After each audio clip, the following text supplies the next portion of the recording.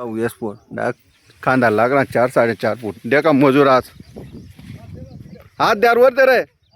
बाईसले मी सांगा दे का वेस वर 22-23 जणी आहेत बस जाऊ दे आता चालले तुम्ही काय दे का येस पोर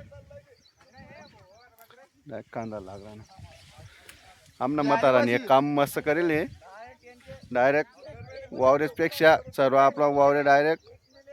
लोकेशपेक्षा 8-10 फूट वरती आहेत म्हणजे आपले पाणीनं टेन्शन नाही कितलाही चालू असा पाणी पडण्यात मागला तरी आपलं काही टेन्शन नाही त्यामुळे आपली जमीन एकदम भारी आहे नेचर पाणी पडताच वाहणार आहे. आणि दुसरा विषय म्हणजे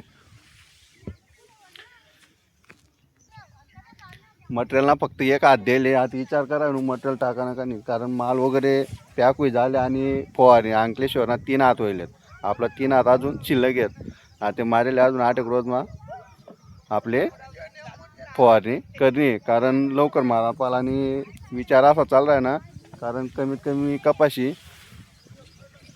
मी 5.5 फूट आहे आपली तर कपाशी आपली डायरेक्ट खांदा लागणं म्हणजे 5 फूट यावी 1 फूट बाकी अर्धा फूट तर ये ना ते आपले लवकर डिरकूर नाहीत. चला मग जय जवान जय किसान.